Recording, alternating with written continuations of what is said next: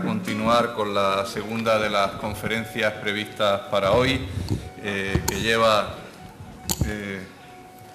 por título Felipe Alfau Mendoza, Ceuta y el protectorado español en Marruecos. El conferenciante es una persona bastante bien conocida por las personas que asistimos asiduamente a las jornadas de historia de Ceuta y por lo tanto tampoco requiere mucha presentación. Además, como sé que es muy denso en sus exposiciones, pues voy a robar poco tiempo a la hora de proceder a su presentación. José Antonio Alarcón Caballero se licenció con grado en Historia Contemporánea por la Universidad de Granada. Actualmente es director de la Biblioteca de Ceuta y decano de la sección de Historia del Instituto de Estudios Ceutíes. Ha publicado diversos trabajos sobre el periodo de entreguerras, la Segunda República y la historia de Ceuta, fundamentalmente la época contemporánea más reciente, los siglos XIX y XX. Tiene numerosa bibliografía al respecto y, por destacar algunas de sus obras, quizá una de las pioneras, de las primeras que escribió, la historia del movimiento obrero granadino en la Segunda República, creo que fue su tesina, ¿no? Mi tesina, de las entonces sí. Memorias de licenciatura que se hacían entonces para obtener el grado. Después escribió también una magna obra, ¿no? La Cámara de Comercio, que hay un tomo pendiente por ahí todavía, pendiente, ¿no? Porque hubo problemas de financiación, la Cámara no anda muy bollante. Sí. Nos hizo a través de este libro pues un siglo en la historia económica y social de Ceuta, y también es suyo pues el capítulo dedicado al siglo XX en la magna obra de la historia de Ceuta que hace unos años publicó el Instituto de Estudios Ceutíes. Pues nada, tiene la palabra José Antonio Alarcón Caballero. Muchas gracias, Ramón, por tu amable presentación. Muy buenas tardes. ¿Por qué? La primera pregunta que uno cabría hacerse es ¿por qué hablar de Alfau, ¿no? Y no de otros personajes, hay otros muchos personajes en la historia de Ceuta que serían posibles abordar esta tarde, pero para mí hay dos razones fundamentales, ¿no? Una primera fue ese proceso que me llevó de alguna manera, pero yo llegué a Ceuta, empecé a trabajar en historia de Ceuta, Norte de África, el protectorado. Siempre mi idea era centrarme en el periodo de entreguerras, el periodo de la Segunda República, en el que yo ya estaba más o menos especializado, en el que venía trabajando habitualmente, pero, sin embargo, mi primera experiencia historiográfica me llevó cada vez a ir un poquito más atrás en el periodo histórico, porque era imposible, no era posible explicarse la ciudad si uno no la conocía desde, prácticamente tuvo que arrancar hasta el último tercio del siglo XIX para poder explicar qué pasó en la Segunda República, qué pasó en esta ciudad entre 1931 y 1936.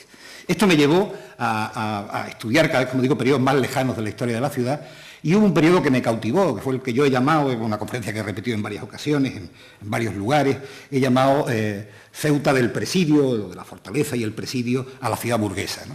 Ese conjunto de transformaciones que hacen que una pequeña ciudad, que fundamentalmente juega un papel defensivo, prácticamente desde el fracaso de la expansión portuguesa, la ciudad no había tenido prácticamente guión, y de pronto todo un cambio que tiene que ver también con el cambio en la historia internacional y la historia de España, tiene que ver con ese fracaso que España tiene en el Atlántico y en el Pacífico, la pérdida de Cuba y Filipinas, y el giro que la política española va a dar hacia el Mediterráneo, empieza a mirar al norte de África, y de pronto dos ciudades que habían quedado un poco sin guión a lo largo de la historia, en los últimos siglos de la historia, Ceuta y Melilla, que sencillamente se habían defendido, habían resistido, habían vivido a la defensiva, en definitiva, de pronto juegan un nuevo papel de plataformas de penetración de España en el norte de Marruecos, y recobran una vida, incluso en lo que yo he llamado, empiezan a convertirse en ciudades a la ofensiva, ¿no? Ciudades a la conquista de un reino, en definitiva, que es lo que también en alguna otra ocasión he señalado. En ese proceso de transformación que va de la ciudad fortaleza, a la ciudad presidio, a la ciudad moderna, hay un elemento central, que es desde luego uno de los personajes importantes, es el general Alfau. No solo él, ha habido exageraciones y ahora hablaremos de eso, es la segunda razón que me lleva a hablar de él. Desde luego juega un papel importante.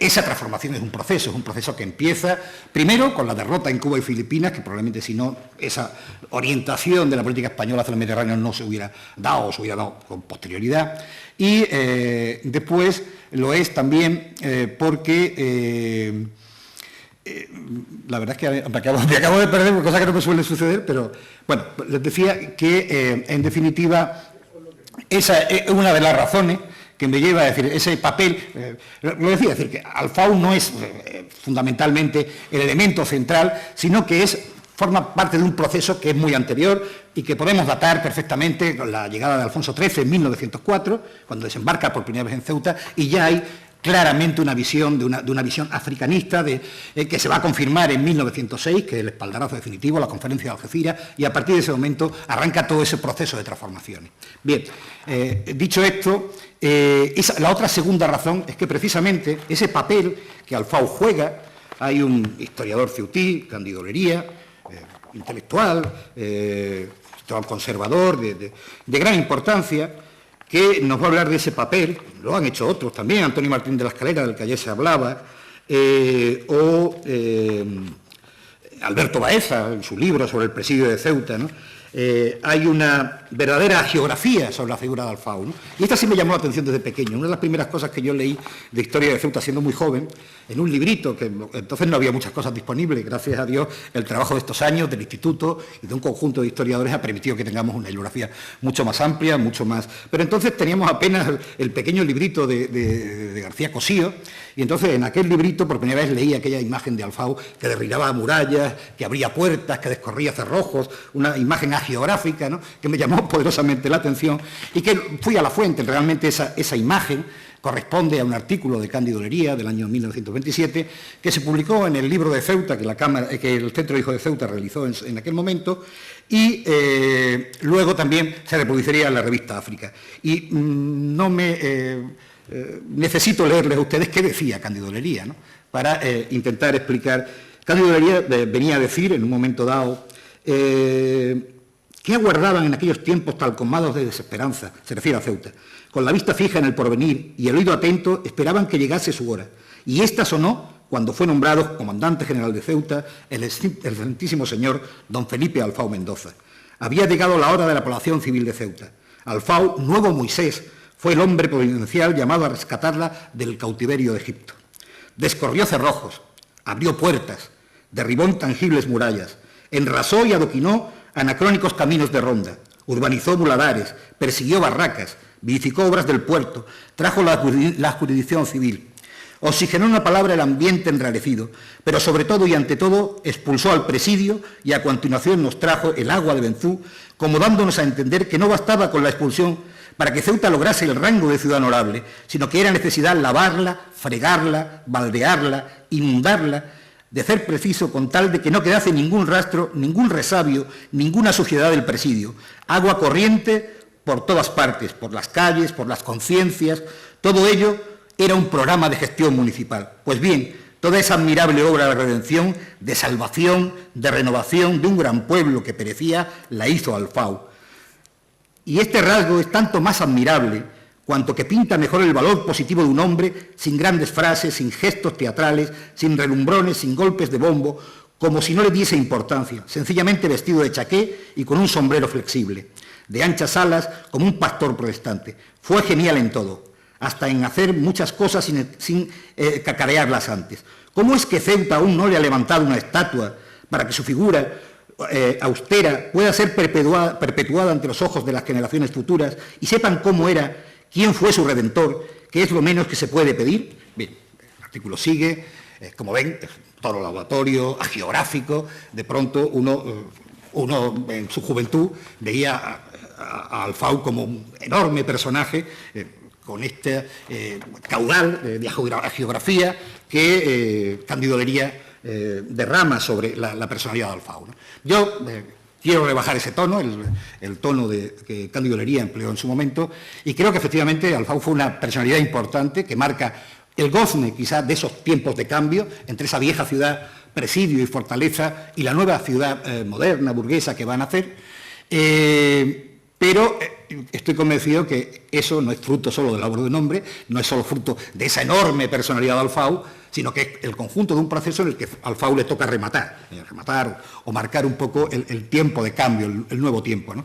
Esa obra se había empezado desde 1904, el gobierno tenía claro que debía sanear la ciudad para convertirla en un foco de influencia frente a Marruecos, al Marruecos al que se quiere penetrar colonialmente, y en ese sentido, como digo, desde 1904 empiezan las transformaciones. El programa civilista que se había discutido en los congresos africanistas, que tenía un fuerte respaldo en la ciudad y en buena parte del gobierno, que hay que recordar a Villanueva o a Gasset, ministro de Fomento, que en 1808 redacta un plan de transformaciones de la ciudad, que además es discutido en la Cámara de Comercio, en ese libro de la Cámara de Comercio aparece esa discusión con Gasset y con Villanueva y con el gobierno que ya está trabajando en este punto.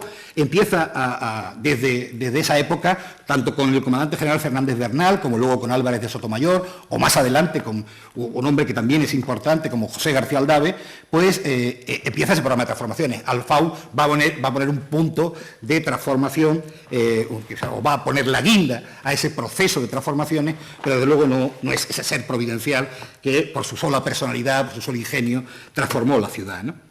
Bien. La vida de Alfau es realmente curiosa, ¿no?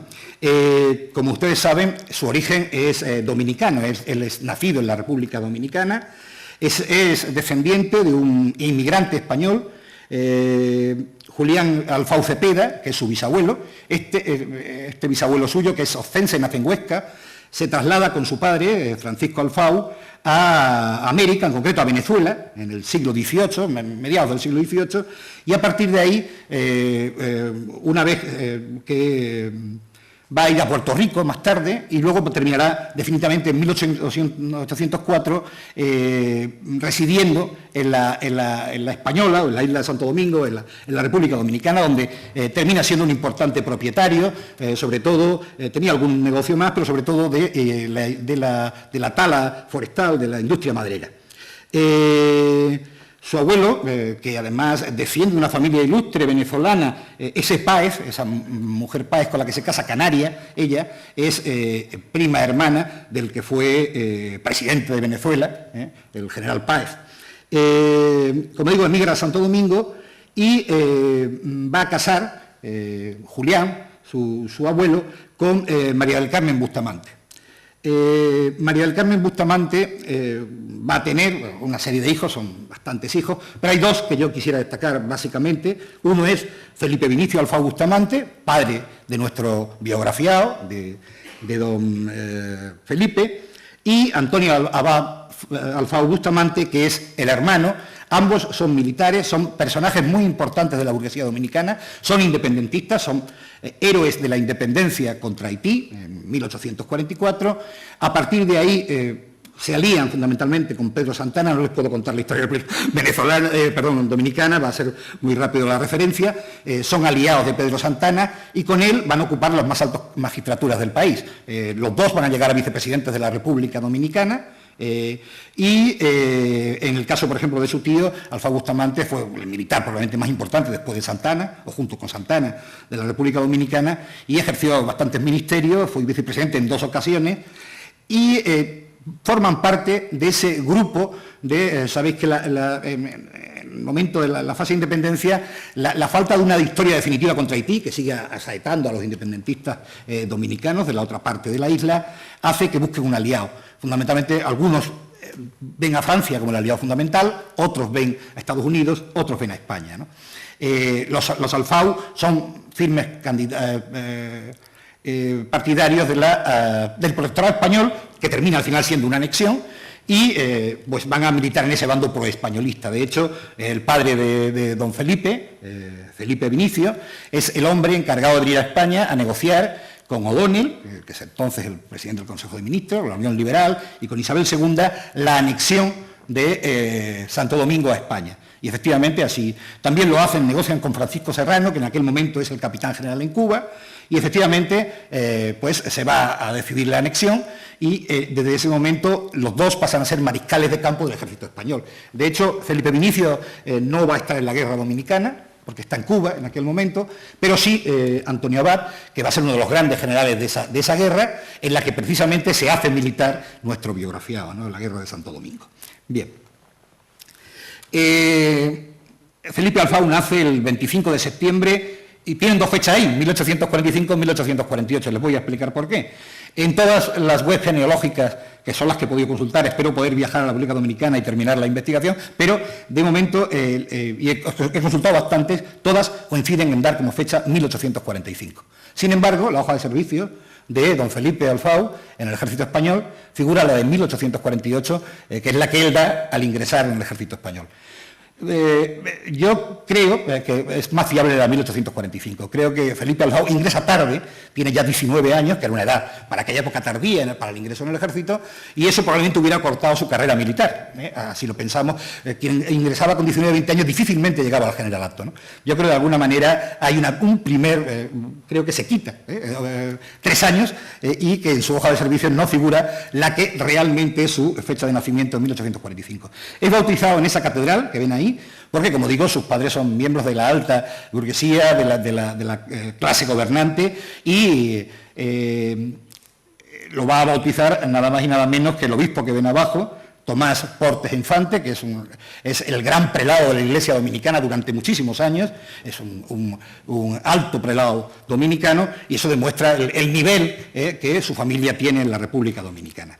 Es hijo de la relación extramatrimonial, es decir, su padre va a tener 7 hijos con 5 mujeres distintas.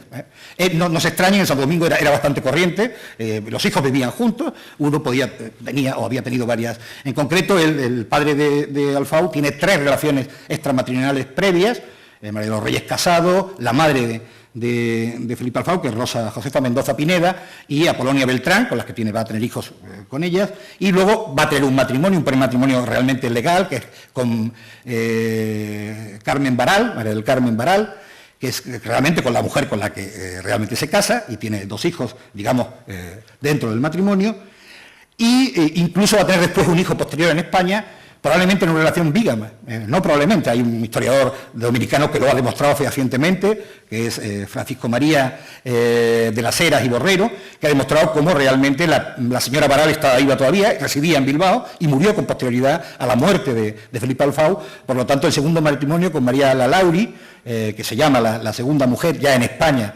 del mariscal de campo Alfau, que solo además para hacerlo se basa, como no había papeles de Santo Domingo, el capitán general de la época, que era Tasara, él era el segundo de aquella capitanía, la capitanía de Andalucía, García Tasara, el mariscal de campo Carlos García Tasara, le certifica que efectivamente era viudo. Ha demostrado con certificaciones tanto la certificación de matrimonio segundo de Felipe Alfau como con la partida de defunción de su primera mujer. Este historiador dominicano que os digo ha demostrado efectivamente que hubo un matrimonio, una etapa de bigamia por parte del padre En la etapa en que su padre está entre embajador en España y pues él fundamentalmente vive en Europa, porque va a embajar a Francia, viene a España, va haciendo una serie de gestiones, y en ese momento Alfau, muy joven, va a estudiar tanto en Francia como en Inglaterra. Tiene un periodo de estudio en el extranjero y definitivamente vuelve a la República Dominicana en 1864. Y lo hace para ingresar en el Ejército Español. Ingresa directamente en el Batallón de Cazadores de Bailén durante la Guerra de Anexión. Ingresa como cadete de infantería el 11 de mayo de 1864. No solo ingresa él, ingresan 2 hermanos suyos con él. Uno, que era hijo también de esa relación con Rosa María Mendoza, que es Cristóbal, que este va a morir muy joven, es luego militar español en la Guerra de Cuba y muere como capitán de guerrillas en la isla de Cuba en la Primera Guerra Cubana en 1873. Y otro hermano, que es Antonio Abad Abau Baral, este es hijo, Alfau Baral, es hijo de la mujer oficial de su padre, que va a compartir milicia con él, lo que pasa que también tiene muy mala suerte al ingresar en el ejército. Ellos van a apoyar a la reina contra el alzamiento del cuartel de San Gil, y en aquella contienda va a ser herido de gravedad su hermano Antonio, que inmediatamente queda inválido y llegará a coronel del cuerpo de inválidos y tendrá también una carrera importante en la vía política. Fue un importante jurista, llegó a ser secretario general del gobierno de Puerto Rico, sería diputado en las Cortes Españolas en varias ocasiones y además era un buen pintor, un buen literato, emigró a Estados Unidos, terminó muriendo en Nueva York, es padre del famoso autor novelista Felipe Alfau, que luego fue muy famoso en Estados Unidos. Pues este hermano, que queda inválido en los acontecimientos del cuartel de San Gil, es otro que ingresa con él en el ejército en aquel momento. Hacen la guerra de Santo Domingo, él en concreto va a destacar en las acciones de Montecristi y Laguna Verde, donde alcanza el grado de alférez por valor en el combate. Y una vez que la guerra se pierde, en 1865, pues con una pequeña estancia marcha al Regimiento de España en Cuba, pero va a tener una pequeña estancia en Cuba y enseguida marcha para el ejército peninsular. En 1866, en marzo, llega a España, se le destina al Regimiento Valencia en Vigo, donde en este momento está concentrada casi toda la familia. Él va a seguir mucho la carrera de su padre y de su tío, los dos mariscales de Campos, como decía. En este momento su padre es segundo cabo de la Capitanía de Galicia y gobernador militar de La Coruña, creo, en aquel momento, y entonces él va a seguir un poco, como digo, en este primer momento está también allí en Galicia. El 22 de junio de 1866 les va a pillar en Madrid. Les pilla en Madrid y pues toda la familia, los dos mariscales, sus tíos y su padre, y sus hermanos, deciden apoyar a la reina frente a la sublevación de los sargentos de San Gil, como sabéis, una sublevación progresista, y en esa lucha, en esa batalla, como digo, va a ser herido de gravedad su hermano Antonio, él se bate con bravura, y se le confirma en el empleo, antes se le había dado el grado, ahora se le confirma en el empleo de alférez. Ellos, además, en ese sentido, apoyan a la monarquía porque también están muy ligados a O'Donnell y fundamentalmente a Francisco Serrano. Su familia ha estrechado una gran amistad con el periodo en que Francisco Serrano fue capitán general de Cuba, y en buena medida, buena parte de la carrera militar de su familia está ligada a O'Donnell y a Francisco Serrano, y al general Francisco Serrano. Bueno, después empieza pues una carrera militar normal, con ciertos destinos, no me voy a entretener mucho en los destinos, va teniendo destinos más o menos burocráticos, hasta que el 29 de septiembre de 1868, en Cartagena, se suma al famoso alzamiento contra la reina Isabel II, aquel que definitivamente la destrona. Él tarda 10 días en sumarse, sabéis que el alzamiento empieza el 19, él hace, o se decide el día 29 de septiembre, quizá al saber que también O'Donnell y Serrano definitivamente han decidido pasar del bando insurrecto, en esa etapa final, especialmente conservadora y oscura de la última etapa de gobierno de Narváez, ¿no?, de Ramón María Narváez, que le va a costar la corona a la reina Isabel II. En octubre alcanza el grado de teniente, hay una orden general con motivo del nuevo régimen que da un grado más a toda la oficialidad. Había que tener contento, lógicamente, al ejército después de la sublevación, y asciende con esa orden general, ¿no? Bueno, después va al batallón de cazadores de Arapile en Valencia. En 1869 empieza una etapa más de combate, ¿no? Se le va a destinar al maestrazgo, estamos en plena guerra carlista, las partidas carlistas están pululando por diversos sitios de la geografía nacional, especialmente en Cataluña, en el maestrazgo, en Galicia, y también se va a enfrentar a ese doble enemigo que tuvo el periodo de reinado de Amadeo y luego la Primera República, esos dos enemigos por un lado, el reinado de Amadeo, que son por un lado las insurrecciones carlistas y por otro lado las insurrecciones republicanas. Él, el 7 y el 8 de octubre, se bate contra una insurrección republicana habida en Zaragoza, cuando es miembro del batallón de cazadores de Mendigorría, es herido de gravedad, además en las barricadas de Zaragoza, por 3 veces, una herida grave, que le cuesta estar un periodo hospitalizado y por fin, después de aquel enfrentamiento con los republicanos de Zaragoza, con la insurrección republicana de Zaragoza, el 28 va a estar hospitalizado hasta el 28 de noviembre de 1869. Asciende al empleo de teniente en octubre de 1879 con motivo como premio a su combate en Zaragoza. En 1870 alcanza el grado de capitán y por fin se le destina a la lucha contra las partidas carlistas en la zona de Bilbao, Navarra. Tiene diversas operaciones en esta guerra carlista, principalmente los combates en Oñate, en Oquendo, que hoy se escribe de otra manera. La grafía hoy son distintas, Oquendo creo que se escribe con K, en fin, Ceberio, y ahora se escribe con Z, en su época se escribía con C, pero bueno, estos son los sitios donde él participa de la batalla. logra en esta etapa la Cruz Roja del Mérito Militar por su valor en combate. Después se le va a destinar como ayudante de su padre. Buena parte de su carrera va a ir siguiendo la estela de su padre. Se le va a destinar como ayudante de su padre entre julio y septiembre de 1872 a Sevilla. Ya su padre está entre Cádiz y Sevilla. Sigue acumulando destinos en diversos regimientos. Vuelve a la guerra carlista en 1873, en el regimiento de Cantabria 39. Destaca en los combates de Monreal y La Habana. Esta grafía viene en su hoja de servicios, probablemente sea otro lugar topográfico, pero no he logrado descifrar qué otro lugar exacto podía ser. He leído los telegramas de partes de guerra, etcétera, pero no he conseguido saber con exactitud. En fin, figura en su hoja de servicios figura La Habana. En mayo del 73, estando en los cazadores de Mendigorría, es destinado después a cazadores de Ciudad Rodrigo y asciende a capitán. A partir de aquí se le vuelve a enviar como ayudante de campo de su padre y luego lo será también del capitán general de Andalucía, Carlos García Tasara, entre octubre de 1873 y octubre de 1878, permanecerá en esa situación de ayudante de campo, pero con García Tasara, que vuelve al norte, a la guerra carlista, volverá a la guerra y destacará las acciones de Santa Bárbara de Oteiza y en la toma de Estella, ¿no? Ahí alcanza el grado de comandante y la medalla de Alfonso XII. En este periodo, es una cosa que hemos sabido recientemente, que me extrañó, además yo no conocía, estudiando, se va a licenciar en Medicina. Es un dato desconocido hasta ahora, que he podido conocer investigándolo. Parece ser que la herida que se provocó en Zaragoza tuvo, se le reiteró, tuvo una serie de achaques posteriores y tuvo tanto interés en su curación que decidió hacer medicina. Y en los años en que está entre Sevilla y Cádiz, va según Pablo Becerra, director del Globo, que es el que habla primero de esta faceta de Alfau, dice que fue la Universidad de Cádiz, luego lo confirman, esto lo confirman, por ejemplo, el Alfredo Rivera en El Imparcial, o lo confirma García Molinas en un debate en el Senado, donde le dice usted que es médico.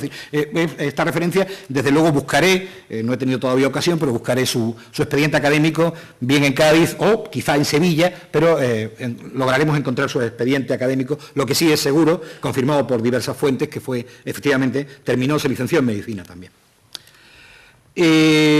Luego viene todo un periodo que él no se quiere mover de Sevilla. Le van dando destinos, pero fundamentalmente está impartiendo clases como profesor en la Academia Preparatoria de Hijos de Militares en Andalucía, que no es un destino muy brillante, pero él intenta por todos los medios, le van dando destinos en Carmona, en Cádiz, en Alicante, pero él siempre vuelve a Sevilla y estos años los pasa todos estos años los pasa entre 1878 y 1890, está casi siempre en Sevilla.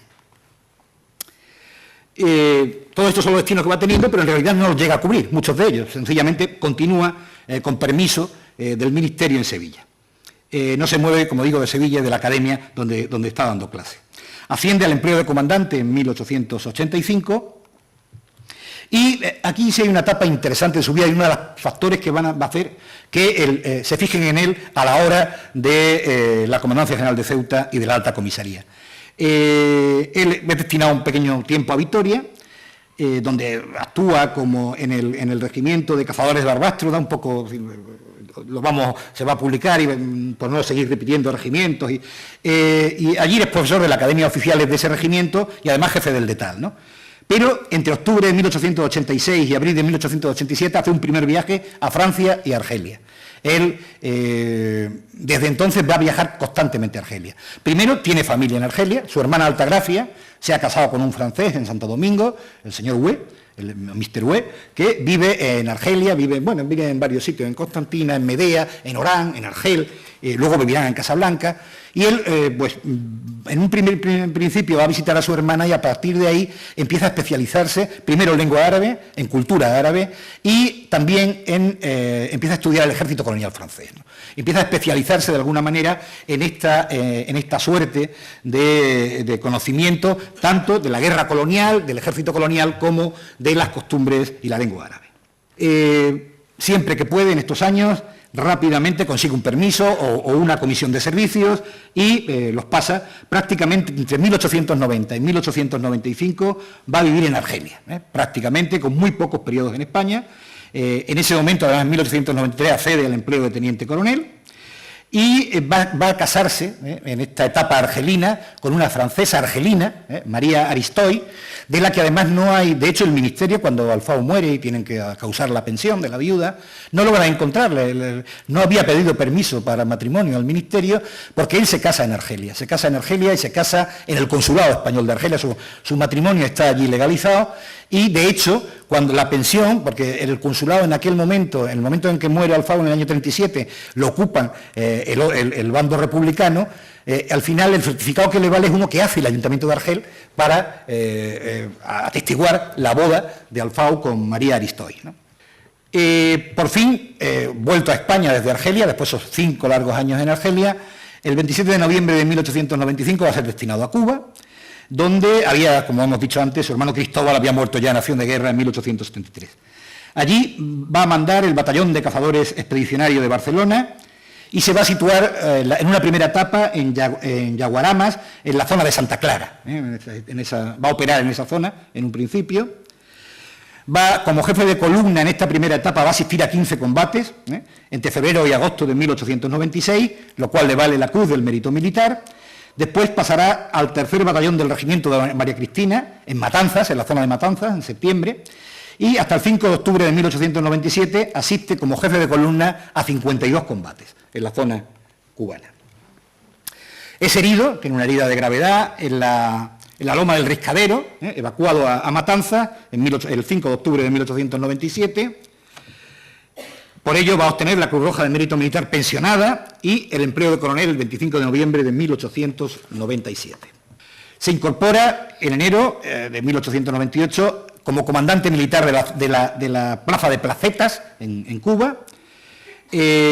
Tomará, por primera vez va a mandar una brigada, porque tiene que tomar el relevo de algunos, pues quedan en cuadro algunas unidades y él tiene que, en algún momento, se ve obligado a mandar una brigada sin ser todavía general de brigada. El mando de la 1ª, 2ª y 4ª zonas de Matanzas también va a tener en esa etapa. Va a ser jefe de la 2ª brigada de la 2ª división, en comisión, como decimos, porque todavía es coronel, no es general de brigada. Está en Cuba prácticamente hasta el final de la guerra, por fin, en un famoso vapor, el Montserrat, que logra salvar el bloqueo americano, costaba mucho, en el momento cuando la flota americana ya ha acercado a la isla, el Montserrat, además se hace una medalla conmemorativa de aquel viaje del Montserrat, consigue volver a España precisamente en este barco que veis ahí, el Montserrat, el 16 de mayo de 1898, embarca en Matanzas para la península hasta La Coruña, donde va a desembarcar una vez en España. En total asistió durante su periodo cubano, estos casi 2 años, a 69 combates como jefe de columna y se enfrentó a importantes jefes de partida, como fueron en aquel momento Rafael Cárdenas, Betancourt, Arango, Sangali, Pedro Acevedo, Clemente Gómez, Alejandro Rodríguez.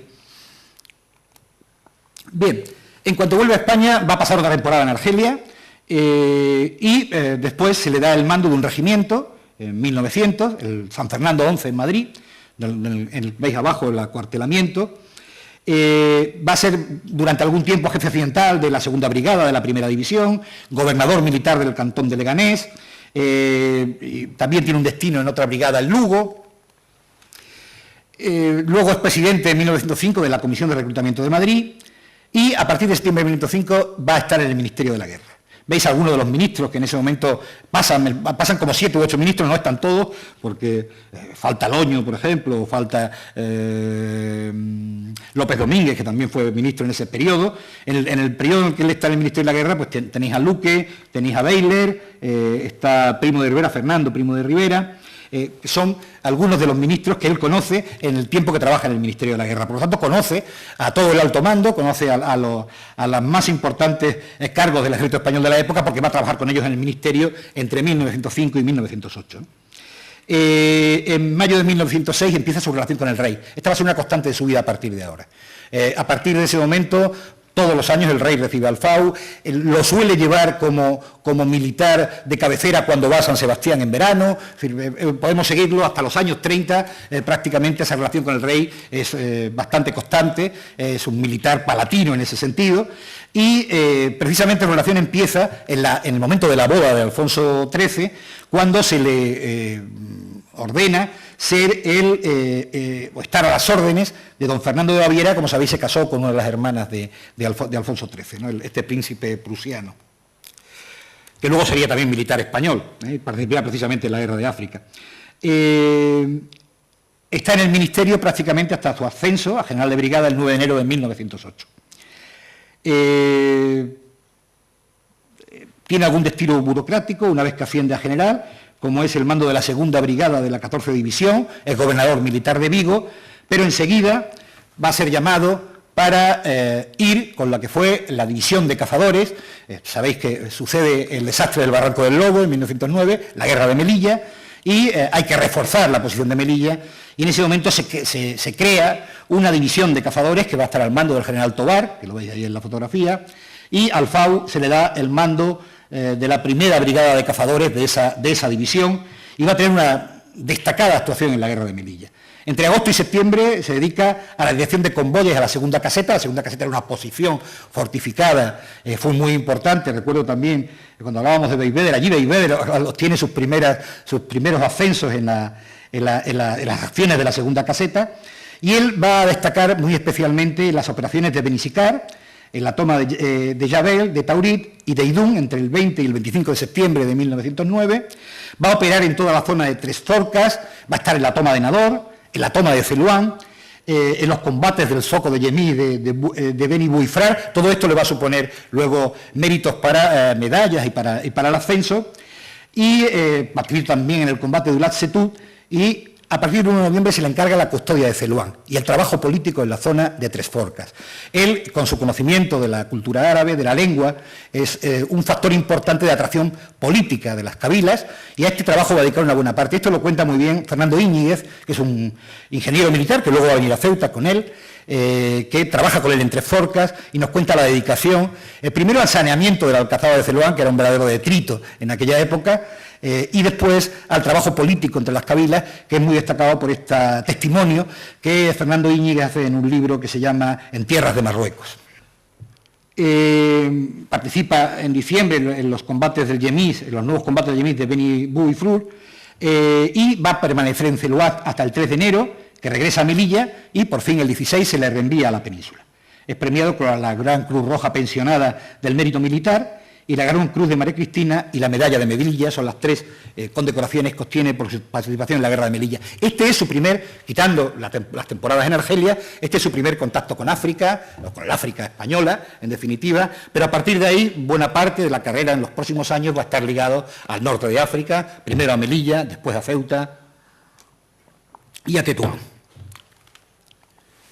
Quizá su trabajo en Celuán, su capacidad política de atracción de las cabilas demostrada en la guerra de Melilla, le hace ser un militar al que se tiene en cuenta para traer la comandancia de Ceuta. En ese momento la comandancia de Ceuta es vital. Estamos hablando del gobierno Canalejas, García Prieto ocupa el Ministerio de Estado, se ha decidido plenamente la penetración en el protectorado, solo falta llegar al acuerdo definitivo con Francia. Se está trabajando en ese acuerdo con las potencias para que España pueda definitivamente ocupar Tetuán, y la misión de Alfau es clara, tiene dos misiones muy claras que el Ministerio le encomienda. Una, limpiar Ceuta, convertirla en una ciudad capaz de influir en el norte de Marruecos, modernizarla, etcétera, y la otra es la de la ocupación de Tetuán, abrir el camino, dejar expedito el camino hacia Tetuán, ¿no? Esas son las dos grandes misiones que el gobierno encomienda, Canalejas y García Prieto encomiendan Sabemos también que sus méritos en Melilla, pero también hay una persona que influye bastante en el nombramiento de Alfau, que es un político ya quizá olvidado, almirante. En este caso es Emilio Díaz Moreu, un propietario muy importante de fábricas azucareras, un hacendado granadino, que luego es senador liberal, es el gran asesor militar de Canalejas, es íntimo amigo de Canalejas y tiene una altísima opinión de Alfau, ¿no?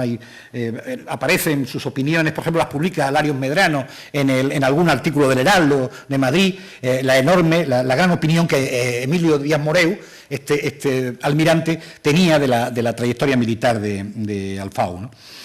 Como digo, esas son las dos grandes misiones que Alfau trae a Ceuta. Hemos tenido la suerte este periodo de estudiarlo en una fuente muy completa.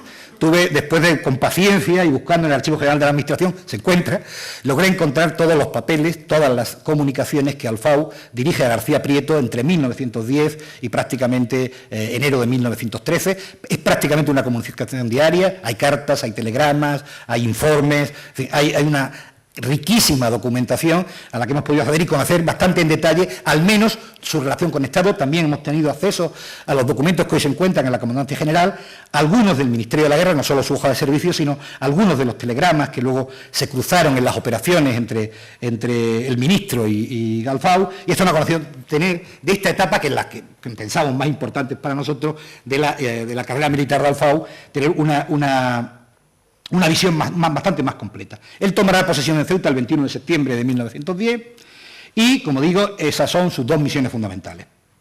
La penetración en Marruecos, la toma de Tetuán y, por supuesto, preparar Ceuta para esa toma. Bien, ¿cuáles son sus tareas? Pues tiene primero unas muy claras. Impulsar obras estratégicas que permitan que Ceuta se convierta en una plataforma de predación segura. ¿Cuál es una primera? El puerto. El puerto se ha licitado en 1909, las obras están apenas sin arrancar, porque, sabéis, los retrasos de la Administración, la falta de fondos, las obras complementarias necesarias, y Alfau tiene la misión de impulsar esas obras. Hay una foto preciosa que creo que la he puesto por ahí, ¿está ahí? No es ninguna de esas, igual luego la vemos, en la que Alfau está en la primera voladura de Benzú. Es una foto preciosa que aparece en un libro de García Benítez, que fue uno de los ingenieros que trabajó en el puerto, luego fue alcalde de Ceuta, como sabéis, ingeniero militar. Y García Benítez en su libro publica una preciosa foto, creo que alguna se ha recogido por ahí. Y también, sobre todo, el tema de la financiación. Él va a conseguir del gobierno que se emitan obligaciones, un empréstito, en definitiva, para que las obras del puerto puedan avanzar. Es un empréstito de unos 12,5 millones de pesetas, creo recordar, de la época, que es impulsado en su etapa para que las obras del puerto realmente pudieran avanzar y pudieran estar a tiempo de convertirse realmente en un puerto de referencia. De hecho, mientras tanto, el que luego se llamó Muelle Alfau es una construcción complementaria que se hace mientras se avanza en la obra principal, ¿no?, que se termina en 1913. La preparación del ferrocarril hacia Tetuán, la traída de aguas. Ceuta es una ciudad sin agua, ¿no?, prácticamente, y precisamente para eso trae a Íñiguez, para buscar manantiales, para conseguir primero los del arroyo de las Bombas, que estudia Íñiguez, después Medina Beitia va a hacer los de Benzú, que, como sabéis, luego se van a convertir realmente en la traída definitiva de aguas a Ceuta, que se arranca en 1911 durante la Comandancia General de Alfau. Por supuesto, el cierre y el traslado del penal, esas son las misiones fundamentales. Veis ahí una foto de los presos de Ceuta pasando por Madrid, porque terminan en Santoña, la mayor parte. Los que no son indultados, pues terminan en Santoña. Esa es una foto del traslado, una de las que veis ahí. Y luego, otra de sus misiones fundamentales es garantizar la seguridad de comunicaciones entre Ceuta y Tetuán. Esa es una misión fundamental. Es decir, cuando avancemos a Tetuán, las comunicaciones entre Ceuta y Tetuán, que eran muy inseguras, tienen que ser seguras. Y, por supuesto, acompañar una serie de reformas urbanas. Una de ellas, por ejemplo, impulsó toda la urbanización de lo que llamamos La Berría, o llamamos Azcárate, zona norte, zona sur, lo que hoy se llama, donde está la calle Alfau, que se le dio su nombre, pues esa zona estaba sin urbanizar, y él hace que una operación urbanística, junto con el ayuntamiento, que permite reasentar a los barraquistas, porque había muchos barraquistas en esa zona, en la zona del Príncipe Alfonso, mientras que empieza a urbanizarse toda esa zona de La Berría, norte y sur. Entonces, Berría es el nombre que habitualmente en aquella época se le daba a aquella zona. También otras reformas como la eliminación del arbitrio y otras tasas, aunque no, el arbitrio del Comunidad no va a ser eliminado, pero sí hay una cierta revisión de las tasas portuarias que él consigue impulsar con el gobierno para facilitar el comercio y la llegada de suministros a la ciudad. El fomento del transporte marítimo, una nueva compañía que viene a Ceuta, ligada a la compañía transatlántica, y también va a operar en una cosa que hemos hablado en muchas ocasiones, que es esa idea del cierre del poder militar. Alfau desconfía del poder civil de la ciudad, luego lo vamos a ver hasta qué grado, y él va a recomendar directamente a García Prieto que Ceuta sea como Melilla, es decir, que no tenga ayuntamiento constitucional, que sea una junta militar, una junta de arbitrios, como estaba Melilla hasta el 1931, la que gobernase la ciudad bajo mando militar.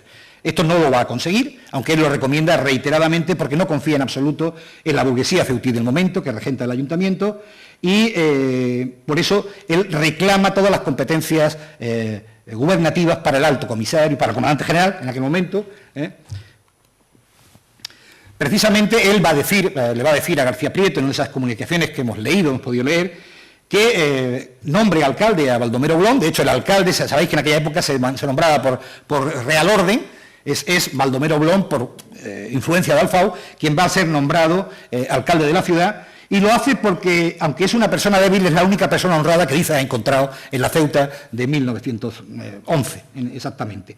Él llega a decirle a García Prieto que la ciudad es un pudridero peor que Tetuán. Es una frase textual que Alfau transmite a García Prieto sobre la situación del ayuntamiento y del gobierno de la ciudad en aquella época. El gobierno, es otra frase textual de Alfau, debe remediar tanta vergüenza con acciones positivas, se refiere a la ciudad de Ceuta, y precisamente mientras él transmite esta opinión al gobierno de la ciudad no hace sino concederle los máximos honores de la ciudad. Se le hace primero hijo adoptivo, hijo predilecto, se le da el nombre a una calle, más tarde al muelle, se le siguen dando homenajes y veis que se le ensalza de aquella manera. Sin embargo, la visión de Alfau de la ciudad es muy distinta, ¿no? La que él transmite en sus comunicaciones con el gobierno es bastante distinta y es bastante... Bien, una de las labores que hace en Ceuta importante es lo que se llama el conocimiento del terreno.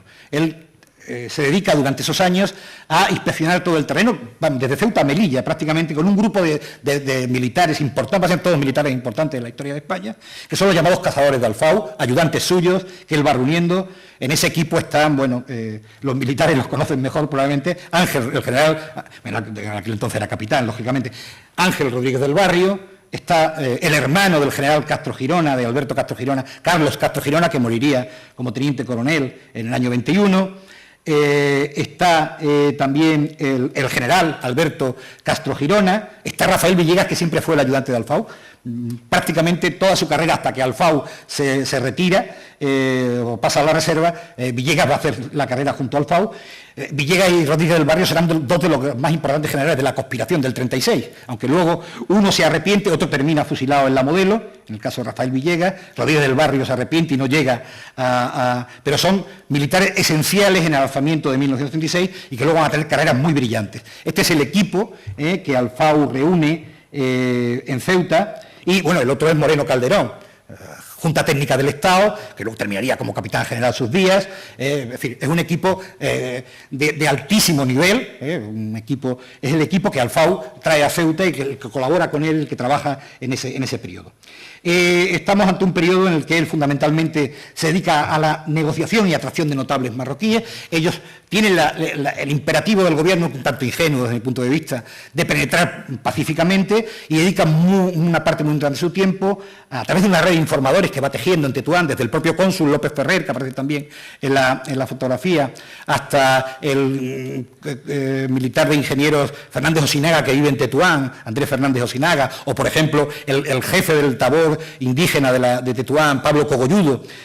Toda una red de informadores que a diario, en esos papeles de Estado lo podemos ver, van informando al FAU de la situación en el camino a Tetuán, en Tetuán, qué se mueve en Tánger, qué pasa con el Guevás, qué pasa con el Cadí de Limia, en fin, tiene una constante información y un constante trabajo político y de atracción de las cabilas, ¿no?, durante este periodo. Va a hacer un especial seguimiento, hay un gran complejo con la carrera con los franceses por el protectorado, y hace un especial seguimiento a los movimientos de los franceses. Vemos en toda su información, está muy pendiente de cómo se mueven los franceses en Marruecos, especialmente en la zona que nos va a tocar luego como protectorado. Hay una atención permanente al trabajo francés en Tetuán y en Tánger. Adquiere una información detallada de las cabilas en la que participan no solo estos militares que hemos hablado, sino participa también Antonio Ramos Espinosa de los Monteros, que fue un gran colaborador de Alfao, luego va a ir a Tetuán con él. Participa Clemente Cerdeira, va a participar también en esa información, y otro traductor importante, que también vivió un tiempo en Ceuta, que entonces estaba en la delegación de Tánger, que es Ruiz Orsati, ¿no? Estos son los grandes informadores sobre la situación de las cabilas que Alfao va a tener, ¿no? Suprime una gratificación que existía, había una que se le daba a los moros cercanos, una gratificación cuando devolvían presos que habían huido del penal de Ceuta. Él la suprime por una razón, porque entiende que una vez que las tropas van a penetrar en Marruecos y probablemente nos enfrentemos a situaciones de guerra, no convenía, eso le explica al gobierno, que ningún europeo fuera humillado, porque normalmente se prependía, se les humillaba, se les castigaba hasta traerlos a Ceuta a cambio de dinero, fuera humillado por el elemento indígena, porque eso iría prefigurando en situaciones de falta de respeto hacia el europeo, hacia el futuro militar español que estuviera en Marruecos, y de hecho el gobierno suspende esa gratificación que se pagaba a los moros vecinos por traer penaos de la... Y como digo, el trabajo diario de comunicación con García Prieto, al que vemos ahí, en aquel momento ministro de Estado.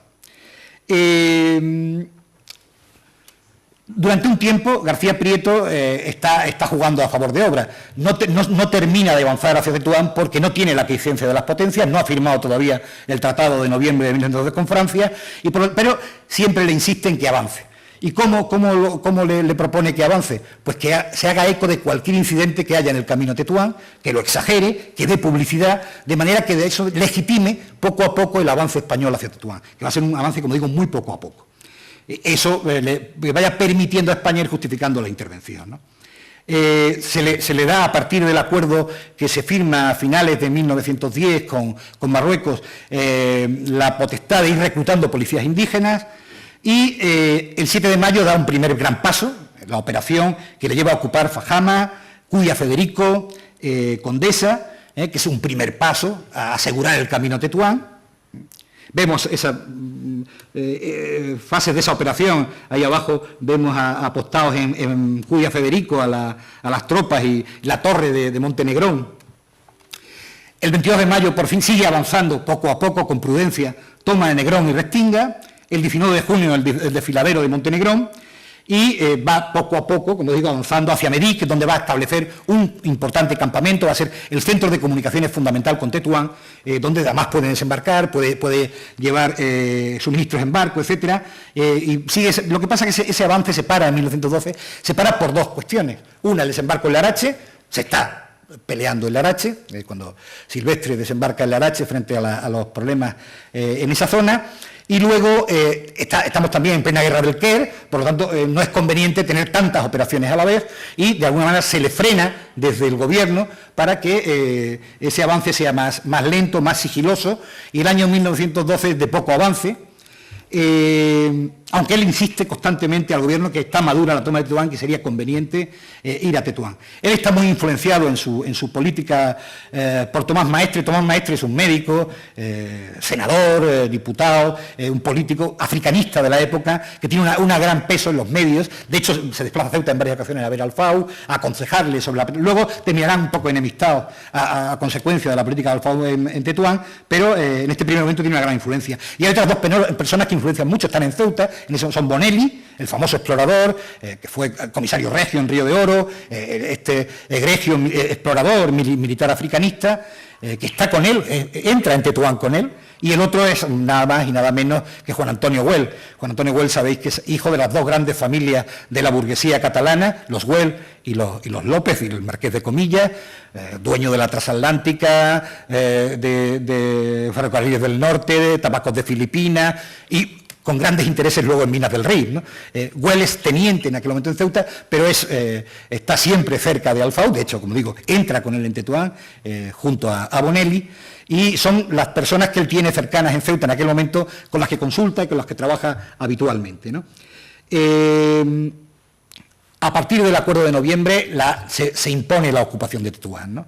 Lo que pasa es que hay un acontecimiento importante, grave, que hace que esto se vaya a retrasar. La muerte, el asesinato de Canalejas, que hace un cambio de presidente del gobierno, entra Romanones, García Prieto abandona Estado y abandona el gobierno, y por lo tanto se enfrenta a un nuevo gobierno que va a estar presidido, como digo, por conde de Romanones, y va a tener en breves periodos dos ministros de Estado. Uno es Juan Navarro Reverté, que es este señor que vemos ahí, que es con el que empieza a llevarse peor que con García Prieto, no se entiende tan bien como se había entendido con García Prieto, empieza a tener problemas, pero él de todas maneras, aunque le mandan a Barrera para frenar el avance hacia Tetuán, le convence que la situación está madura, y el 19 de febrero, tras desplazarse a Madrid, está en diciembre, marcha a Madrid, habla con Romanones, se entrevista con el ministro de Estado, con el rey, y todos le dan el placer para que lance la operación de Tetuán. El 19 ocupa Tetuán de una forma pacífica, y entra en Tetuán sin disparar un solo tiro. A partir de ahí se le dan unas someras instrucciones del 27 de febrero para iniciar el tinglado del protectorado. Se le asciende en abril a teniente general y no se le confirma de forma definitiva hasta abril, hasta el 3 de abril, como alto comisario, por una razón, porque el tratado con Francia no se ratifica hasta precisamente esa fecha. Justo en el momento que se ratifica el tratado con Francia, se le confiere el cargo de alto comisario, ¿no? Pero también hay una reforma, el 25 de abril, de las comandancias generales, que va a provocar graves problemas con él, ¿no? Es una reforma que, a su entender, da una gran autonomía a los comandantes generales operativas en toda la zona del protectorado, cosa que al FAU no va a aceptar de buen grado, y de hecho va a costarle una pelea permanente tanto con Luque como con el Ministerio de Estado, que al final va a acarrear su cese en Tetuán. Bueno, va a presidir toda la etapa de establecimiento de la administración geliciana, tiene que recibir al nuevo jalifa. Tiene que crear el nuevo equipo de la alta comisaría. Ahí tenéis a Sugasti, que va a ser su primer responsable de asuntos indígenas. Tenemos al jalifa, el bajá de Tetuán. Crea las juntas de servicios locales, los primeros incipientes ayuntamientos de la zona, el impuesto de la tasa urbana, la Junta Superior de Enseñanza. En estos primeros meses, en fin, se va poniendo en marcha. Vemos ahí a los ceutíes que colaboran con él en Tetuán, perdón, lo he pasado al final, como son Antonio Ramos y Espinosa de los Monteros y Clemente Cerdeira, que estará de intérprete en ese primer momento en la alta comisaría.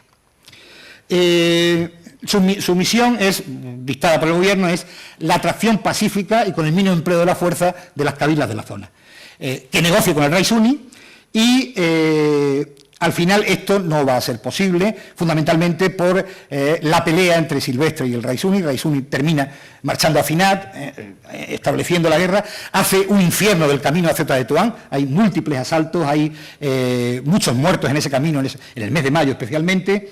El rey Suni y el Valiente se insurreccionan en la zona de Ceuta de Tetuán. Y hay a finales de mayo una situación muy tensa, como digo, asaltos, asesinatos en la granja de los Alber, el asalto a la diligencia de Ceuta, del que veremos imágenes, lo hemos visto en la composición, y a partir de ahí Alfau decide pasar definitivamente a la acción, ¿no? Va a hacer la acción de la UCIEN y ese es el principio del fin de su alta comisaría. Él no comunica al ministro que va a emprender una acción ofensiva sobre la UCIEN, cuya misión fundamentalmente él entiende que es un posterior ataque a Finat, que luego no se va a hacer, y de alguna manera pues un punto avanzado que permita controlar, por un lado, la zona de Bencarris, la zona del Yemis, de Langera y el camino hacia el Fondac. Y esa operación, bueno, pues tampoco es un desastre, en fin, se salda con bastantes bajas. Lo que pasa es que hay un momento de nervios en que Alfau cree que la situación es peor de lo que realmente es, pide unos refuerzos enormes, pide 10.000 hombres, tener en cuenta que se viene de las operaciones del Quer, que se viene del desastre de del desastre de la Semana Trágica del desastre del Barranco del Lobo y la Semana Trágica de 1909, y el gobierno no quiere de ninguna manera movilizar grandes cantidades de hombres y en realidad le dan una misión imposible. Es decir, mantenga usted el terreno con escasos medios, sin grandes refuerzos y además sin guerra, cosa yo creo que era absolutamente imposible. Cuando Romanone va a justificar la destitución de Alfau, la justifica en base a su impulso de guerrear, dice él, ¿no? Que es necesario un alto comisario que haga más política. Es difícil que ningún alto comisario pudiera hacer más política, más intento de pacificación que el que hizo Alfau, que fue intenso en todo lo que él pudo, pero llegó un momento en que no era posible garantizar la seguridad de Tetuán y del camino a Ceuta sin la intervención militar, y no tuvo más remedio que intervenir probablemente. Yo creo que el gobierno en ese sentido fue terriblemente injusto con Alfau y lo castigó sencillamente por cumplir órdenes, ¿no? No podía, porque una de las órdenes fundamentales era garantizar el camino entre Ceuta y Tetuán, era fundamental, ¿no? Bien, no me puedo extender mucho porque creo que el tiempo lo he rebasado con creces, siento no poder terminar con... Solo decirles que después va a continuar su carrera como capitán general de Burgos primero y después de Barcelona. Allí tiene otro gran problema, las juntas de defensa. Él es el que tiene que mandar a la cárcel a Benito Márquez, el gobierno lo destituye, aunque él es partidario de darle cuerda a las juntas, sin embargo lo destituyen por una política de con las juntas que dura muy pocos días y al final transigen con las juntas, aunque Alfau ya ha perdido la Capitanía General de Barcelona, ¿no?